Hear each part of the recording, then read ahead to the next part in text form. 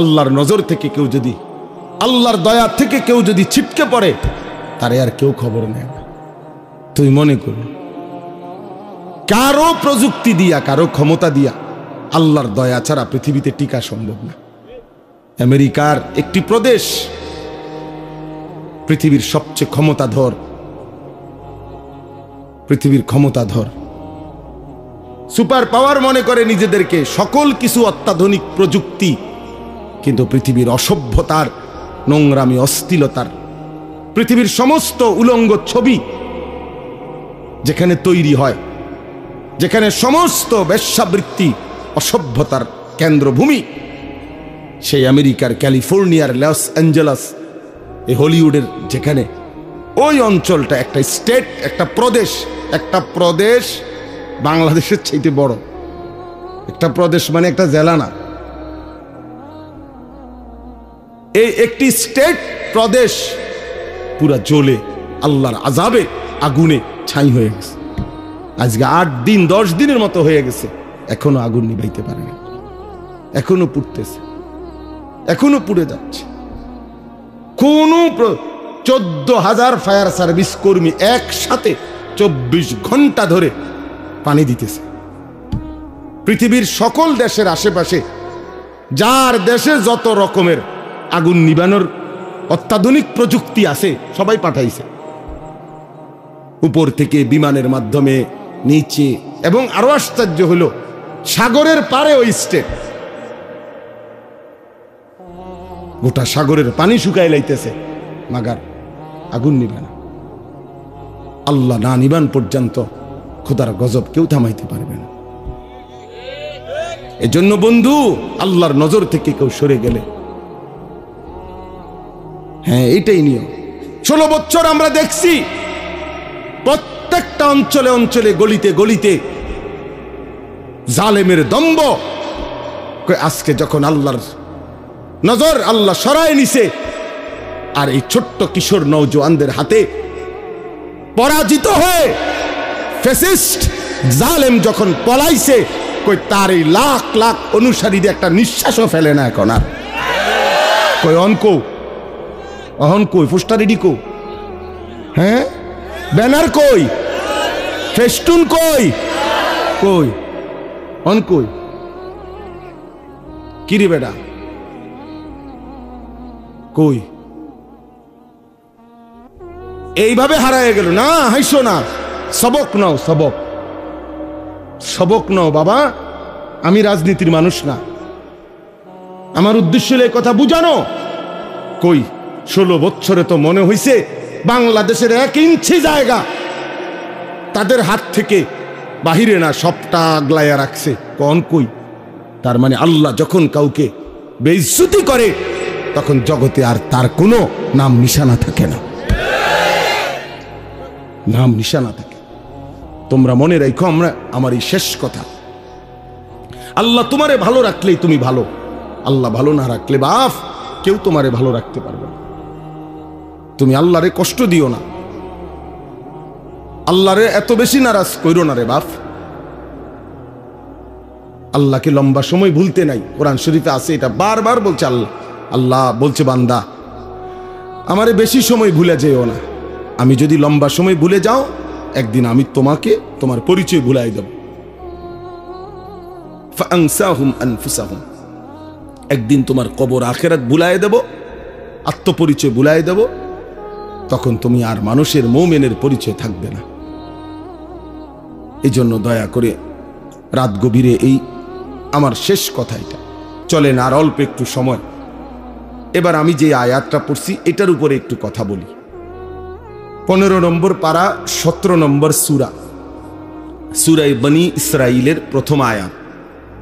এই আয়াতটা হলো মেরাজকে কেন্দ্র করে আমাদের প্রিয় নবী সাল্লাল্লাহু আলাইহি সাল্লামের জীবনের অত্যন্ত গুরুত্বপূর্ণ, মর্যাদাপূর্ণ, বৈশিষ্ট্যমণ্ডিত একটা ঘটনা। নবীজির জীবনের একটা আজিমুশান সম্মান নবীর, সেটা হলো মেরাজ। মেরাজুর রাসূল, মেরাজুন নবী সাল্লাল্লাহু আলাইহি ওয়াসাল্লাম। রাসূলুল্লাহ সাল্লাল্লাহু আলাইহি ওয়াসাল্লামকে আল্লাহ তাআলা নবুয়তের সময়ে জমিন থেকে 7 আসমানের ঊর্ধ্বে কোটি কোটি গুণ ঊর্ধ্বে আল্লাহ তাআলা তার মহান আরশে আজিমের মধ্যে মেহমান করে নিয়েছিলেন। সেখানে আল্লাহ তাআলা নবীজির সাথে সাক্ষাৎ করেছেন, কথাবার্তা বলছেন, হাদিয়া দিছেন। স্বচক্ষে নবী আল্লাহকে স্বচক্ষে দেখছেন, আবার দুনিয়ার জমিনে ফেরত আসছেন। এই ঘটনাটাকেই বলা হয় কি? মেরাজ। মানে আমি সংক্ষেপে বললাম আর এটাকে কি বলে? মেরাজ বলে। এটা আমাদের নবী সাল্লাল্লাহু আলাইহি সাল্লামের জীবনের আশ্চর্যতম, অবাক করা, বিস্ময়কর ঘটনা। এই ঘটনাটা আল্লাহ তাআলা এই আয়াতের মধ্যে এই ঘটনার প্রথম অংশ তুলে ধরছেন। এই ঘটনাটা নবীজি সাল্লাল্লাহু আলাইহি সাল্লামের দুই ভাবে হয়েছে। একটা হলো জমিন থেকে জমিন, আরেকটা হলো জমিন থেকে আসমান ঊর্ধ্বে। প্রথম জিব্রাইল আইসা বোরাক, একটি জান্নাতি বাহন, ওইটার মধ্যে চড়াইয়া আল্লাহ নবী সাল্লাল্লাহু আলাইহি সাল্লামকে মক্কার জমিন থেকে, কাবা ঘরের কাছ থেকে মসজিদে আকসা, যেটা বর্তমান ফিলিস্তিনে বাইতুল মুকাদ্দাস, এই যেটাকে জেরুজালেম, ইসরায়েলরা ওই ইহুদি কুত্তারা যে জায়গাটা দখল করে রাখছে, মুসলমানদের প্রথম কিবলা মসজিদে আকসা, অত্যন্ত বরকতময় জমিন। এই বরকতময় ভূমি মসজিদ, ওইখান পর্যন্ত প্রথম জিব্রাইল নবীজিকে নিয়ে গেছে। তাহলে মক্কার জমিন থেকে ওই বাইতুল মুকাদ্দাসের জমিন মসজিদে আকসা, মানে মসজিদে হারাম থেকে মসজিদে আকসা। আমরা অনেকেই আলহামদুলিল্লাহ কাবাঘর সবাই যাওয়ার তৌফিক না হলেও দেখছি। তো এই কাবাঘর যে ছবিতে দেখছি, কালো গিলাফের যে কাবাঘর, এই কাবাঘরের চারদিকে গোলাকার, চারিদিকে মিলাইয়া মসজিদ আছে। এই মসজিদটারই বলে মসজিদে হারাম, অর্থ সম্মানিত মসজিদ। এটা এই মসজিদে হারাম মানে কাবা ঘরের এই সীমানা থেকে ওই মসজিদে আকসা পর্যন্ত আল্লাহ নবী সাল্লাল্লাহু আলাইহি সাল্লামকে জিব্রাইল নিয়ে গেছেন। তাহলে জমিন থেকে জমিন, মসজিদ থেকে মসজিদ, কই থেকে কই? মসজিদ থেকে মসজিদ, অথবা জমিন থেকে কি জমিন। এটা হলো এই ভ্রমণের প্রথম অংশ মেরাজের। আর ওইখান থেকে মসজিদে আকসা থেকে দুইটা বর্ণনা, একটা হলো বোরাক উপরে উঠছে, আরেকটা হলো আসমান থেকে সিঁড়ি নামাইছে আল্লাহ কুদরতি ভাবে। ওই সিঁড়ির উপর দিয়া বোরাক সিঁড়ি বাইয়া আসমানে উঠছে। তো আল্লাহ তাআলা কুদরতি ভাবে নবী সাল্লাল্লাহু আলাইহি সাল্লামকে সশরীরে জিব্রাইলের মাধ্যমে আসমানে নিয়ে গেছেন। প্রথম আসমান, দ্বিতীয় আসমান, এভাবে 7 আসমান পার করছেন। প্রত্যেক আসমানে অগণিত ফেরেশতাদের সাথে দেখা হয়েছে। বিভিন্ন নবী রাসূলদের সাথেও আমাদের নবী সাল্লাল্লাহু আলাইহি সাল্লামের সাক্ষাৎ হয়েছে। 7 আসমান পার করে এরপরে আল্লাহ তাআলা সিদরাতুল মুনতাহার ওইদিকে আলাদা আরেকটি বাহন পাঠাইয়া এরপরে নবীজি সাল্লাল্লাহু আলাইহি সাল্লামকে আরশে আজিমের মেহমান বানাইছেন। যেখানে নিয়ে গেছেন সর্বশেষ, সেখানে ইতিপূর্ব কেউ আর যায় নাই, আগামীর কিয়ামত পর্যন্ত আর কেউ যাবে না। তিনি একজনই ওই মর্যাদা পেয়েছেন, আল্লাহ তাআলা তাকে নিয়েছেন। তিনি একজনই, তিনি আমাদের রাসূল মুহাম্মদুর রাসূল সাল্লাল্লাহু আলাইহি ওয়াসাল্লাম। আল্লাহ তাআলা সর্বোচ্চ মর্যাদায়, আল্লাহর সৃষ্টির সর্বোচ্চ মাকামে আল্লাহ তাআলা নবীজিকে তুলেছেন। আরশে আজিমের উপরে নিয়ে আল্লাহ তাআলা নবী সাল্লাল্লাহু আলাইহি সাল্লামকে বুঝাইছেন যে বন্ধু, এবার শুধু আপনি সিরিয়ালটা বোঝেন, যে দেখেন এখন উপরে, আপনার উপরে আসি শুধু আমি আল্লাহ, এরপরে আপনি, এরপরে আমার গোটা সৃষ্টি আপনার কদমের নিচে, আরশে আজিমটাও আপনার কদমের নিচে। তাইলে এখন এবার স্তর বুঝতে কল, প্রথমে আমি আল্লাহ, তারপরে আপনি রাসূলুল্লাহ, তারপরে গোটা সৃষ্টি। এই মর্যাদার হিসাব। সর্বোচ্চ প্রথম মর্যাদাবান মহান আল্লাহ, আল্লাহর পরে রাসূলুল্লাহ, এরপরে বাকিরা, এই জায়গায় নিয়ে গেছেন। কেন নিয়ে গেছেন? তো সেটা আমি বলতেছি। আগে ঘটনার যেই প্রথম অংশ, অর্থাৎ জমিন থেকে জমিন, মসজিদ থেকে মসজিদ, এই কথাটা আল্লাহ এখানে বলছেন। সুবহানাল্লাযী আসরা, পবিত্রময় সত্তা সেই মহান আল্লাহ, বড় বেশি পবিত্রতম, যিনি তার বান্দা প্রিয় রসুলকে নিয়ে গেছেন রাত্রিবেলা। মিনাল মসজিদিল হারামি ইলাল মসজিদিল আকসা, মসজিদে হারাম থেকে মসজিদে আকসা পর্যন্ত। কোন মসজিদ? মসজিদে আকসা। আল্লাহ বলেন আল্লাযী বারাকনা হাওলাহু, যেই মসজিদ, মসজিদে আকসা যার চতুর্দিকে আমি আল্লাহ রেখেছি অগণিত বরকত। লিনুরিয়াহু মিন আয়াতিনা, এক কথায় আল্লাহ উত্তর দিছে যে যদি বলো বান্দা আপনি আপনার রসুলকে কেন মেরাজ করাইলেন, কেন করাইলেন আপনি, তো আল্লাহ তাআলা নিজেই উত্তর দিছেন লিনুরিয়াহু মিন আয়াতিনা, আমি আল্লাহ তাআলার অসংখ্য অগণিত কুদরতের কোটি কোটি নিদর্শন জমিনে আসমানে আরশ পর্যন্ত আমার সমস্ত কুদরতের নিদর্শন বন্ধুকে সচক্ষে দেখাবার জন্য আমি নিয়ে গেছি। বন্ধুকে আমি অগণিত নিদর্শন দেখাইছি। আবার ওই মসজিদের কাছেও, মসজিদে আকসা, সেখানেও আমার কুদরতের অগণিত নিদর্শন আছে। মানে পুরা সফরটাতেই আমি আল্লাহ তাআলা আমার রসুলকে অগণিত নিদর্শন দেখিয়েছি, এই জন্য নিয়ে গেছি। ইন্নাহু হুয়াস সামিউল বাসীর। ঘটনা শুনে এই দেখেন আল্লাহ তাআলা বলেন আমার রসুলের মেরাজের ঘটনা শুইনা তোমরা কে কি মন্তব্য করছো, কে কি গ্রহণ করছো, কে কদ্দুর গ্রহণ করেছ, কে বর্জন করেছ, কে টিটকারি করছো, আমি সবটা আমি আল্লাহ শুনেছি, শুনতেছি, এবং আমি আল্লাহ সচক্ষে দেখি। আমি সামি, আমি শুনি, আমি বসির, আমি দেখি। এত বড় বন্ধুকে পেয়ে, এত বড় বন্ধুর মর্যাদা শুনে তোমরা ইমানদাররাই বা কি করলা, নাফরমানরাই বা কি করলা, আমি এটা শুনতেছি, আমি এটা দেখতেছি। অতএব প্রিয় বন্ধু, এবার শুনেন, পুরা লম্বা কাহিনী বলা আমার পক্ষে সম্ভব না, এত রাত।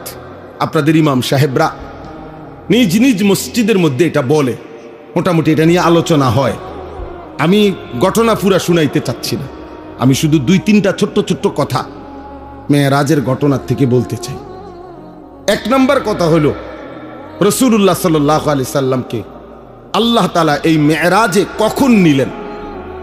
নবী সাল্লাল্লাহু আলাইহি সাল্লাম যখন আল্লাহর দ্বীন প্রচারের জন্য, দাওয়াতের জন্য মানুষের কাছে কালেমার দাওয়াত পৌঁছাইতে গিয়ে জুলুম, নির্যাতন, বেইজ্জতি, অপমান, এর চূড়ান্ত অপমানের শিকার হইছেন, জুলুমের শিকার হইছেন। এরপরে আল্লাহ তাআলা নবীকে তার সর্বোচ্চ মেহমান বানিয়ে মেরাজে নিয়ে গেছে। নবী সাল্লাল্লাহু আলাইহি সাল্লাম 10 বছর মক্কায় কালেমার দাওয়াত দিছেন। প্রতিদিন মক্কার কাফের কুরাইশরা দিবানিশি বিরোধিতা করছে, জুলুম করছে, নির্যাতন করছে, শারীরিক মানসিক সর্বদিকে। নবীর শরীরেও আঘাত করছে, মানসিকভাবে গালি গালাস, মন্দ সন্দ বলতো। নবীজি সাল্লাল্লাহু আলাইহি সাল্লাম কষ্ট পাইতেন, কখনো বলতো পাগল, গণক, জাদুকর, ইত্যাদি ইত্যাদি। আল্লাহ নবী সাল্লাল্লাহু আলাইহি সাল্লাম একদিনের জন্য কারো বিরোধিতায়, কারো জুলুমে, নির্যাতনে, শত্রুতায় আল্লাহ নবী তার কালেমার দাওয়াত বন্ধ করে নাই। 10 বছর পরে নবীজির বয়স হইছে 50, মানে 40 বছর বয়সে শুরু হইছে। তাহলে আরো 10 বছর যদি মানুষকে আল্লাহর দিকে ডাকে তো কয় বছর হইল? 50। আর নবুয়তের বছর কত? 10। নবুয়তের সময় পার হইল কত? দাওয়াতের টাইম গেল কয় বছর? 10 বছর। এই 10 বছর পরে নবীজির বয়স যখন 50, তখন নবীজির 2 জন ঘনিষ্ঠ মানুষ ইন্তেকাল করছেন। একজন চাচা আবু তালেব, আরেকজন নবীজির স্ত্রী আম্মাজান খাদিজা রাদিয়াল্লাহু তাআলা আনহা। খুব কাছাকাছি, 1 সপ্তাহের ব্যবধান, 5 থেকে 7 দিনের ব্যবধানে চাচাও মারা গেছেন, স্ত্রীও মারা গেছেন, ইন্তেকাল করছেন। নবী সাল্লাল্লাহু আলাইহি সাল্লামের উপরে মক্কার কাফেররা এই ঘটনার পরে ওনাদের দুইজনের ইন্তেকালের পরে এবার জুলুমের মাত্রা আরো বাড়ায় দিছে। আমি খুব দ্রুত বলতেছি সংক্ষেপে। নবী সাল্লাল্লাহু আলাইহি সাল্লাম তখন এই মক্কা ছেড়ে, মক্কা থেকে পার্শ্ববর্তী তায়েফ, এই 10তম বছরের পরে 11তম বছরে নবীজি তায়েফ গেছেন। তায়েফে কালেমার দাওয়াত দিছেন দীর্ঘ 1.5 মাস পর্যন্ত, কিন্তু একটি লোক তায়েফের কালেমা গ্রহণ করেনি, নবীজির কথাটাকে গ্রহণ করেনি, বরঞ্চ সবাই দূর দূর করে তাড়ায় দিছে। এমনকি এই তায়েফের সর্দাররা তাদের ছেলেদেরকে, কিশোর ছেলেদেরকে লাগায় দিছে এই লোকটা পাগল, নাউজুবিল্লাহ, যত মারো পাথর মেরে তারে বের করে দাও। আল্লাহ নবী সাল্লাল্লাহু আলাইহি সাল্লামকে তায়েফের বাচ্চারা অজরে পাথর মারছে, সারা দেহ নবী সাল্লাল্লাহু আলাইহি সাল্লামের রক্ত ঝরছে। নবীজির সাথে যেই সাহাবী ছিলেন, নবীজির পালক পুত্র যায়েদ ইবনে হারেসা, তিনি বলেন, আল্লাহর কসম, সেদিন তায়েফের রক্তে নবীজির পায়ের জুতা পা মোবারকের সাথে এইভাবে লাইগা গেছে, আমি যায়েদ কোনোভাবেই জুতা মোবারক খুলতে পারতেছিলাম না, এত রক্ত ঝরছে নবীজি। রাত্রিবেলা নবী সাল্লাল্লাহু আলাইহি সাল্লাম একটা আঙ্গুরের বাগানে তায়েফ থেকে ফিরে এই রক্ত মাখা শরীর নিয়ে আশ্রয় নিছে। রাত গভীরে আল্লাহর নবী, আমরা কিতাবে পড়ছি, নবী সাল্লাল্লাহু আলাইহি সাল্লাম বড় খুব কাঁদছেন রাত্রে, ওই রাত্রে ভীষণ কাঁদছেন নবীজি, আল্লাহর কাছে কাইন্দা দোয়া করছে। মাওলা, লম্বা একটা দোয়া আছে হাদিসে, আমরা পড়ছি এটা। এই দোয়ার মধ্যে নবী অনেকগুলো আবেগে বলছে আল্লাহর কাছে, আল্লাহ আপনি আমারে কেমন উম্মত দিলেন, আমি তাদেরকে আপনার দিকে ডাকলাম, তারা বিনিময়ে আমাকে এভাবে পাথর মারল। আপনি আমারে কেমন শত্রুর কাছে দিলেন, আপনি আমারে কেমন অপরিচিত মানুষের কাছে দিলেন, যারা তাদের নবীকে এক বিন্দু কদর করল না, এভাবে পাথর মারল। এভাবে অনেক মনের আবেগে আল্লাহর কাছে অনেক কথা বলে, দেখেন একটা কথা ওই হাদিসে আছে, ওই দোয়ার মধ্যে নবী একটা কথা বলছে, তবে আল্লাহ মনের কষ্ট যাই তা বললাম, তবে আমার একটাই কথা, যদি আপনি আসমানওয়ালা মালিক আমার, আপনি যদি ইনলাম তাকুন আলাইয়া গাদাবুন ফালা উবালি, এই মাওলা, যদি আপনি আমার উপরে নারাজ না হন, আপনি যদি বলেন আপনি আমার উপরে অসন্তুষ্ট হন নাই, আপনি খুশি আছেন, তো আল্লাহ কসম ফালা উবালি, আমি কোনো পরোয়া করি না, আমার কোনো চিন্তা করি না, আপনি রাজি থাকলেই আমার চলবে। এই কথাটা নবী বলছে যে মাওলা আপনি নারাজ হইয়েন না, আপনি আমার উপরে রাজি থাকেন, আমি বলবো, আমি দাওয়াত দিবই, আমি বলেই যাব। তো আল্লাহর নবী সাল্লাল্লাহু আলাইহি ওয়াসাল্লাম মক্কায় ফিরে আসছে। এই দেখেন ছেলেরা, বাপ তোমরাও শোনো, এই যখন নবীজি এই রক্তাক্ত হয়ে মক্কায় ফিরে আসছে, এই 11তম বছর, 51 বছর নবীজির বয়স, এই তখন মক্কাবাসী এত বেশি বিদ্রুপ করছে নবীজিরে, রাত দিন টিটকারি করতে লাগছে, হায় মুহাম্মদ, তুমি শুনলাম তোমারে আল্লাহ বলে অনেক ভালোবাসে, তোমারে অনেক মর্যাদা দিব, তোমার অনেক সম্মান, কত কথাই তো তুমি কইলা, কত কিছুই তো শুনাইলা আমাগরে, কই আজকে আমরাও তোমারে তাড়ায় দিলাম, তায়েফে গেলা, সেখানের তারাও তোমারে তাড়াইয়া দিল, এমন কি ছোট ছোট বাচ্চারা তোমারে পাথর মারে, তো তোমার সম্মান কই, আর তোমার আল্লাহ কই, কই তোমার মর্যাদা, কই তোমার সম্মান? চিন্তা করে দেখেন। আচ্ছা, এই কথাটা বলার পর রাসূলুল্লাহ সাল্লাল্লাহু আলাইহি ওয়াসাল্লামের কলজাটার মধ্যে কেমন কষ্টটা লাগছে, একবার দুইবার না, পথে ঘাটে বলতে লাগছে যে হায় মুহাম্মদ, তোমার ইজ্জত কোথায়, সম্মান কোথায়, তোমার আল্লাহ তোমারে কই মর্যাদা দিল, তোমার বাচ্চারা পর্যন্ত পাথর মারে। এই তখন আল্লাহ তাআলা এই ঘটনার পরে তায়েফ থেকে ফিরে আসার কিছুদিন পর আল্লাহ তাআলা নবী সাল্লাল্লাহু আলাইহি সাল্লামের ব্যাপারে যখন মক্কাবাসী এইভাবে বিদ্রুপ করতে লাগছে, তখন আল্লাহ একদিন জিব্রাইলকে বলছে, জিব্রাইল যাও, যাও জিব্রাইল, আমার বন্ধুকে আমার কাছে নিয়ে আসো।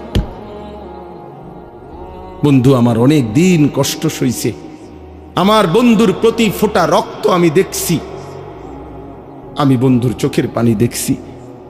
যাও, আজ আমি বন্ধুকে সম্মান দেব, গোটা পৃথিবীবাসীকে দেখায় দেব আমার বন্ধুর ইজ্জত কাকে বলে, সম্মান কাকে বলে, আজ দেখায় দেব। এই জিব্রাইলকে পাঠাইয়া জমিন থেকে 7 আসমানের ঊর্ধ্বে আল্লাহর আরশে নিয়ে গেছে, নিয়ে বলছে পৃথিবীবাসী এবার দেখো প্রিয়জনের সম্মান কি।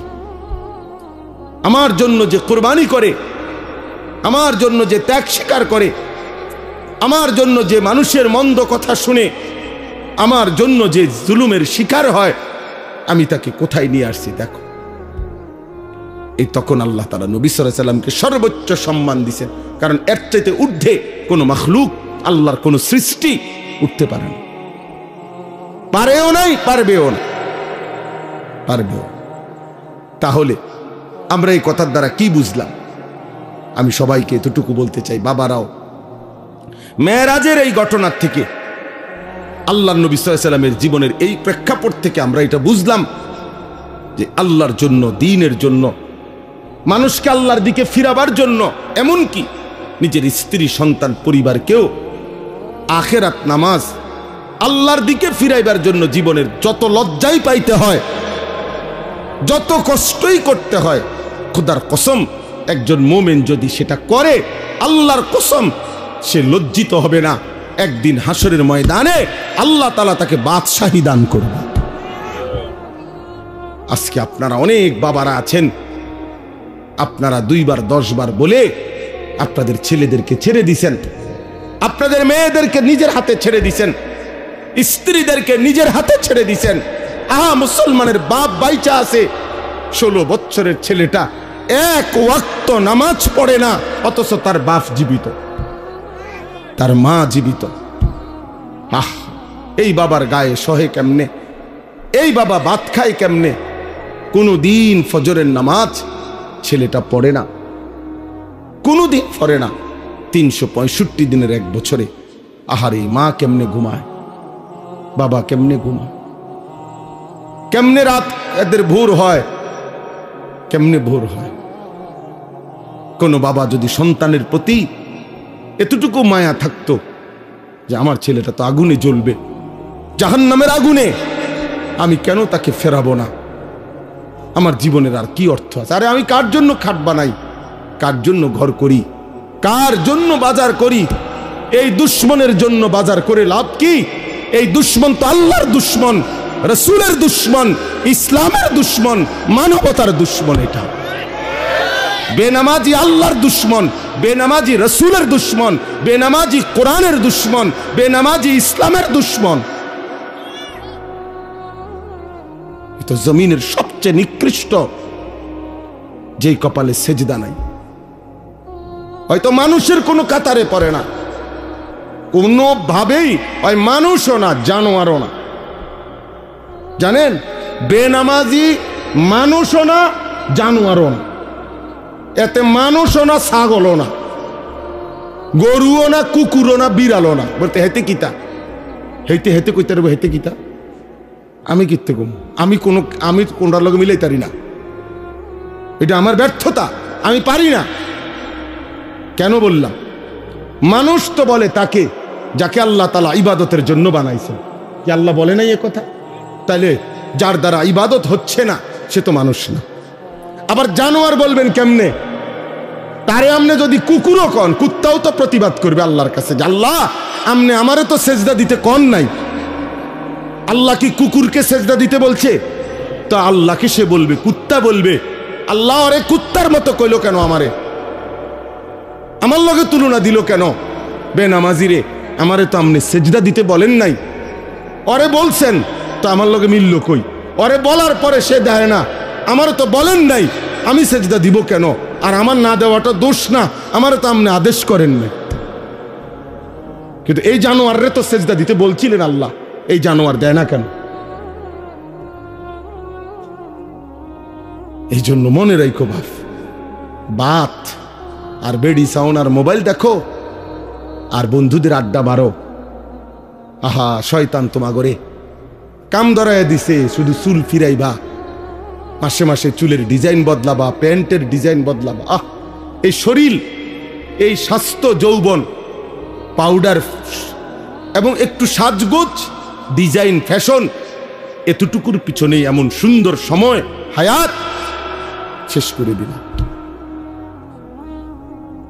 কিসের পিছনে শেষ করলা বাবা? কিসের পিছনে? প্রিয় ভাই বলো। কেউ কারো দিকে বলো না, তুমি হেতেরে কইও না। একজন আরেকজনরে বললা পারতা না। হাসি দিয়ে আমার কথা উড়াই দিও না, হাসি দিয়া উড়াই দিও না বাপ। একদিন দেখবা, একদিন মনে রাখো এমন হবে তোমারে কেউ ডাকবে না, কেউ ডাকবে না। আজ তো কেউ বলে কম বেশ, আজ তো কিছু ওয়াজ মাহফিল হয় পৃথিবীর অগণিত দেশে, পৃথিবীর অধিকাংশ দেশেই এমন বাংলাদেশের এই সুন্দর ওয়াজ মাহফিলের এই নিজাম পৃথিবীর বহু দেশে, কোনো দেশে, অধিকাংশ দেশেই নাই। আমাদের তো তক বলার একটা কি আছে, নিজাম, সিস্টেম আছে, চলমান একটা রেওয়াজ আছে যে আমাদের দেশে এরকম সারাদিন গায়ে খাইটা মেহনত কইরাও মানুষ আবার মাগরিবের পরে রাত 12টা-1টা পর্যন্ত ওয়াজ শুনে। এর দুটো আছে এখনো। একদিন দেখবেন এটাও নাই, একদিন এটাও নাই। দুশ্মন প্রতিদিন ষড়যন্ত্র করছে কিভাবে মুসলমানের প্রজন্মকে আলেম, ওলামা, ইসলাম। একটা এরকম অনেক ছেলে আছে জীবনে কোনোদিন কোরআন শরীফটা হাতেও ধরে নেয়, সে কইতেও পারত না কোনোদিন এই কোরআন একটা পৃষ্ঠার মধ্যে। কিন্তু সেই ছেলেটা দেখেন কত ঘন্টা দেখেন গিয়ে মোবাইল চালাইছে। 60 বছর বয়স, 40 বছর বয়স, জীবনে কোনোদিন একটা কোরআনের পৃষ্ঠা, একটা লাইন সাইয়া সাইয়াও শুদ্ধ পড়তে পারে না। আহারে দুর্ভাগ্য রে। আহা, আমার খুব আশ্চর্য, মনে হয় কাঁদি যে হায় রে মুসলমান, এত বোকা কেমনে হইলা রে বাপ, কেমনে হইলা? মুসলমানের ঘরে জন্ম নিয়ে কোনোদিন আল্লাহর কোরআন পড়তেও মন চাইল না, ছুঁয়ে দেখতেও মন চাইল না। এটা কি তাবিজের কিতাব? কথা বলেন না। কোরআন শরীফ তাবিজের কিতাব। তাবিজ তো হয় দোহানের মধ্যে, হুজুরদের কাছে আইয়ে তাবিজ, হুজুর একটা তাবিজ লিখে দেন দোকানে ঝুলাইলে যাতে বিপদ আপদ থেকে বাঁচে, বেচা কিনা ভালো হয়। তাবিজ দিত কাস্টমার, বেচার মানে কামাই রোজ। হাবড়া আমি তাবিজ দিমু, হাবড়া দোয়ানে বেচা কিনা ভালো হইবে, এরপরে এই কামাই রোজগারি দিয়ে হাবড়ার বেডি বাজারে বাজারে ঘুরবে, হাবড়ার ফুতে মোবাইলে টাকা ঢুকাইয়া উলঙ্গ ছবি দেখবে, আর ওনার ঘরে রঙিন টেলিভিশনে নর্তকী নাচবে, আর আমি তাবিজ দিতাম।